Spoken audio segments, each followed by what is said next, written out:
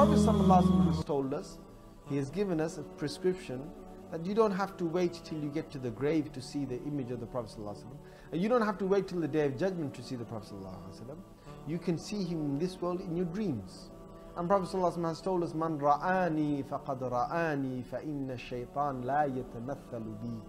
In the hadith of Bukhari, the Prophet ﷺ says, whosoever has seen me in a dream has truly seen me in a dream, because the shaitan can't take my form in a dream. But even if you see the Prophet ﷺ in a dream, it has to be according to the features and description of the Prophet ﷺ in a hadith. You can't see any person claiming that he is a prophet, he tells you that, and then you just believe it. No. It will be in accordance to exactly the way the Rasulullah ﷺ was. For example, he will have a face that he had a face that had a complexion of whiteness with a touch of red. Rasulullah ﷺ had a broad forehead. He had hair that was kept. Rasulullah ﷺ had hair that he used to comb back, and sometimes he used to flick it back. This was not some hairstyle, this was truly oiled, hair that was oiled. And then basically Prophet ﷺ used to comb it, and then he used to flatten his hair, and he used to go all the way back, sometimes to his earlobe, and sometimes he used to drop to his collarbone, and sometimes he used to grow all the way to the extent of his shoulders. This was the Prophet ﷺ. Three sunnah he had: lumma, jumma, wafra. Lumma is up to, these are three descriptions in a hadith of Tirmidhi.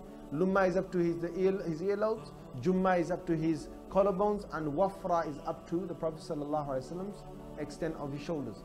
Prophet ﷺ had a nose, not too sharp and not blunt either, it was in between. Rasulullah ﷺ had a slight bridge on his nose. Rasulullah ﷺ had, he had a wide mouth.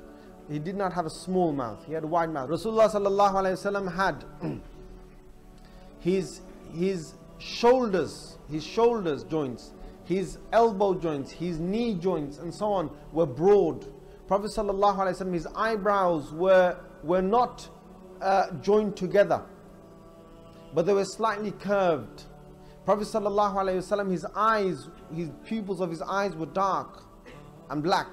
Prophet ﷺ, he always had a smile on his face. Whoever sees the Prophet ﷺ, this is including dreams as well. If you see the Prophet ﷺ first time, you feel an awe. Rasulullah ﷺ inspires awe into you. And then you continue to see him, and then you feel at ease with him. And you feel love of the Prophet ﷺ. This is all described by the Sahaba radiallahu anhum ajma'in.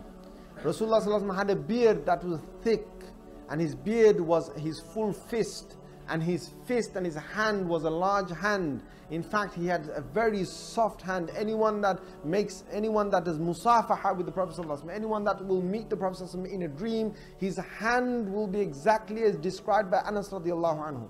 It has to be exactly described like that, which is very cushiony.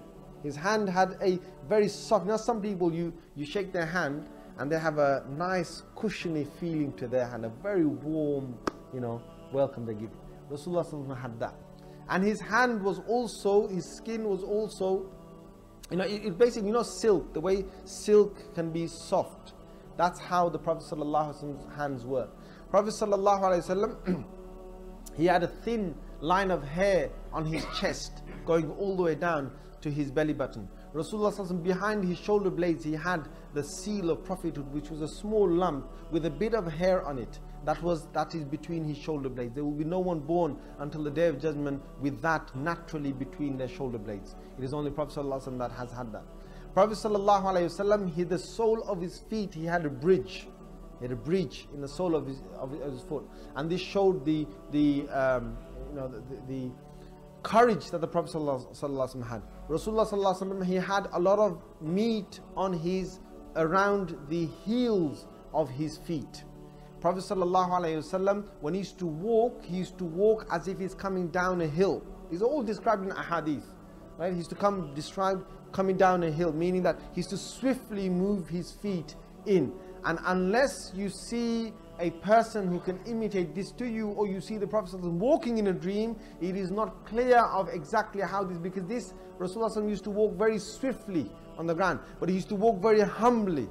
Imagine you're coming down a hill. What you would do is that you will come down, but you would put your feet down firmly.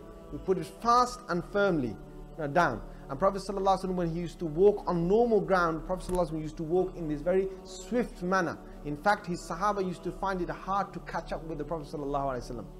And they say that when the battle got tough, when the battle got really tough, they say we used to hide behind the Prophet ﷺ on the battlefield. So he had a great courage. Rasulullah ﷺ, when he used to become angry, then his cheeks used to go red, and there used to be vein on his forehead that would swell. Prophet ﷺ's hair was dark and black, and Rasulullah ﷺ's hair was not wavy, nor was it straight, it was in between. And the Prophet ﷺ, when he passed away, his Sahabi says that I counted on the Prophet ﷺ's head, I found 17 white hairs. Sallallahu Alaihi Wasallam. Now you see the Rasulullah Sallallahu Alaihi Wasallam in a dream, you will have to see him with all the details that I've just given you. And if you see him in a dream with all the details that I've just given him, then you will definitely know that is the Prophet Sallallahu Alaihi Wasallam. You can't just see any individual and he claims to you that I am the Prophet in a dream and you just take that as granted.